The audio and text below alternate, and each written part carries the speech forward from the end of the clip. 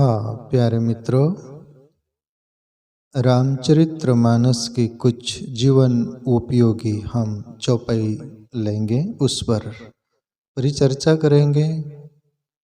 हमें गोस्वामी जी इशारा क्या कर रहे हैं हमारी जिंदगी पर, जीवन पर, हम समझने का प्रयास करें, वो समझ के जीवन में लाने का साहस करेंगे। भल अनभल निज निज करतुति, लहेत सुजस आपलोक विभूति। सुधा सुधाकर सुरसरी साधु, गरल आनल कलिमल सरिब्यादु। गुण अवगुण जानत सब को ही, जो जेहि भाव निक तेहि सोई। अब इस चौपाई में क्या बोलना चाह रहे गोस्वामी तुलसीदास? इस दुनिया में बोले भल अनभल निज निज करतुति, लहत सुजस आपलोक विभूति। या हम जो बोएंगे वही फसल काटेंगे। बबूल के पेड़ यदि बोएंगे ना तो काटे ही हाथ लगेंगे, और कोई फल के बीज बोएंगे तो फल ही हाथ लगेंगे। या को काहुन सुख दुख देही विदाता, निज कृत कर्म भोगी सब बराता। ये लंका कांड की चौपाई है। विभीषण और रावण के बीच बात हुई है। भाई विभीषण बोलते रावण को, परमात्मा किसी को दंड नहीं देता, किसको सजा नहीं देता, किसका बुरा नहीं करता, पर है भाई रावण, परमात्मा कर्म पर ही डिपेंड कर दिया है, सब सौंप दिया है। को काउन सुख दुख देही विदाता, परमात्मा किसको सुख भी नहीं देता, दुख भी नहीं देता, तो निज कृत कर्म भोगे सब बराता। है भाई अपने ही कर्म अपने को भोगाते। फिर अपन यदि बुरे कर्म कर रहे हैं तो फिर बुरा कर्म का फल भी अपने को भोगना है। अपन अच्छे कर्म कर रहे हैं तो अच्छे फल का भी फल अपने को ही मिलना है। तो हे भाई रावण, आप ऐसा गलत क्यों कर रहे? रावण को बोध दे रहे, पर रावण अहंकारी आदमी मानता नहीं, विभीषण को लात मार दिया। तो रावण का क्या हुआ? भला हुआ? जिंदगी में हमें कोई भी भला का रास्ता बताते हैं, अच्छा मार्गदर्शन करते हैं ना प्यारे मित्रों, तो धन्यवाद देना, उसको स्वीकार करना, जीवन निखरेगा। और अहंकार में आकर घमंड करोगे तो जीवन बर्बाद हो जाएगा, या कोई नहीं टिका है इस बीच पर दुनिया में। भल अनभल निज निज करतुति, लहेत सुजस आपलोक विभूति। बस तुम्हारा कर्म का फल तुमको ही मिलना है ना। अहंकार में और दाम्भिकता में मनुष्य क्या करता है? दूसरों को दोष देता है। यदि भला हो गया ना तो मैंने किया, और बुरा हो गया तो उसने किया, और उसके अलावा भी सामने वाला नहीं दिखता है तो फिर परमात्मा दिखता है। जैसे गुरु नानक एक रास्ते से जा रहे थे तो एक किसान को फसल इतनी आई बहुत सारी, तो किसान बिल्कुल नाच रहा है, झूम रहा है, गुनगुना रहा है, जैसे बहुत खुश है। गुरु नानक बोले, भैया किसान क्या बात है, इतनी खुशी किस बात की? बोले खुशी मैंने, बोले फसल बहुत आई है। बोले तो वाह वाह, गुरु नानक तो परमात्मा के भक्त थे। वो बोले कि प्रभु बहुत सारा फसल दिया बोले आपको। ओ प्रभु वाला परमात्मा क्या देगा? वो कोई कर्म करता है, काम करता है क्या? मैंने मेहनत की है, बोले मैंने इतना सारा किया है, बोले मेरा मेहनत का फल है।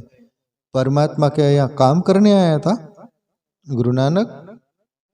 गुरु नानक सोचे अहंकारी है, घमंडी है। गुरु नानक कुछ नहीं बोले, ठीक है करके चले गए आगे। फिर कभी और लौट रहे थे उधर से, तो ये किसान सर को हाथ लगाकर बैठा था।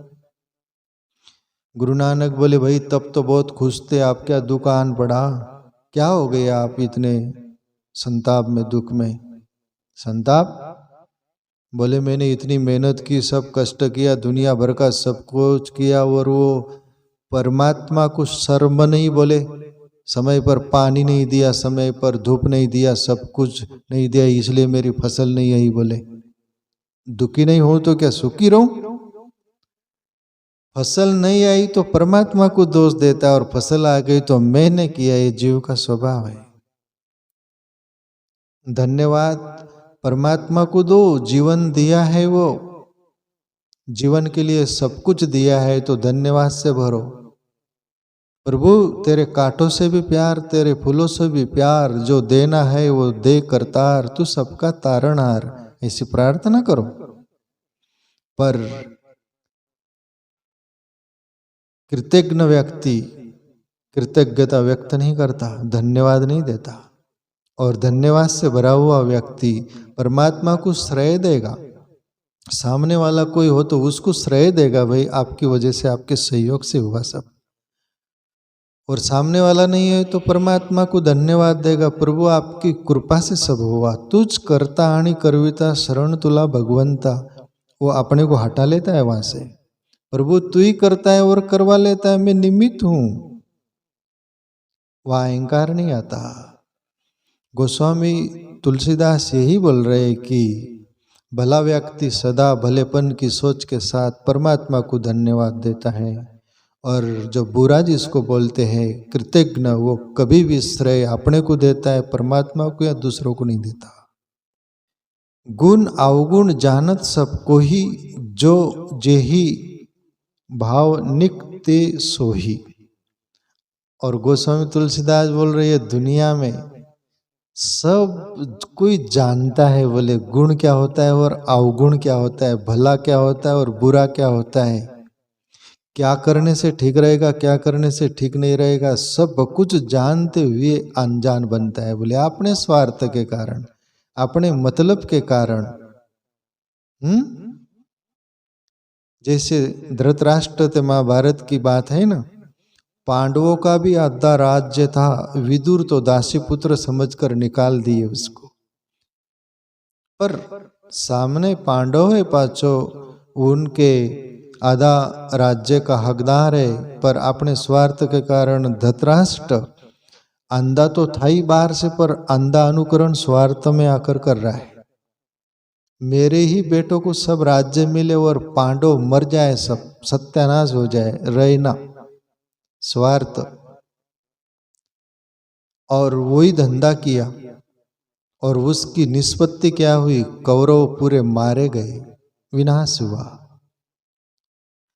वही धृतराष्ट्र यदि गुण अवगुण का अवलोकन करके सही न्याय करता तो आज उनकी भी कीर्ति रहती, पर आज पांडवों की कीर्ति उनकी अपकीर्ति है। और कभी भी बुरा व्यक्ति भले लोगों के साथ जुड़ गए ना, तो बुरे लोगों को भी भले लोगों जैसी कीर्ति रहती है। प्रभु श्री राम के साथ रावण जुड़ा तो रावण के साथ राम, राम के साथ रावण का ही कीर्ति। कीर्ति मतलब बातें।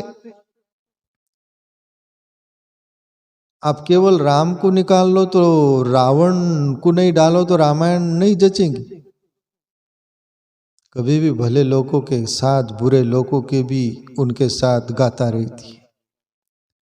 और कहने का तात्पर्य यहाँ पर गोस्वामी तुलसीदास बोल रहे, गुण अवगुण जानत सबको ही, जो जेहि भाव निकते ही सोई। बोले जिस उसका प्रारब्ध भी ऐसे लेकर आते हैं, उसको बदल सकने के लिए संभव पना नहीं दिखता, उसको बदल सके ऐसा कोई बदलते हुए लोग नहीं दिखते। बोले क्यों? वहां से पक्के रंग चढ़ा कर लाते हो संस्कार के, या बदलना लाख चाहो तो भी बदलते नहीं। वही कुच्चर दाने वाली बात, वो पकता नहीं। भले लोग बहुत सारा बोले पर बुरे लोग नहीं सुने, और जो करना था वही किए। विनाश होए उनको भी समझता है इससे खराबी होंगी या बर्बादी होंगी, पर नहीं सुने। और वो बोलते हैं ना, मान मनाए माने नहीं, जाए फड़ाई टाल। मान मनाने से भले लोगों के नहीं मानो, तुम्हारा टाल फूटे तो भला लोगों का कोई दोष उसमें? तो गुण अवगुण जानत सबको ही, जो जेही भाव निकते सोही। पर अपनी भलाईपना नहीं छोड़ना, भले का वो रास्ता जरूर बताना, सामने वाला उसको ले ना ले, पर तुम्हारी फर्ज निभाना प्यारे मित्रों।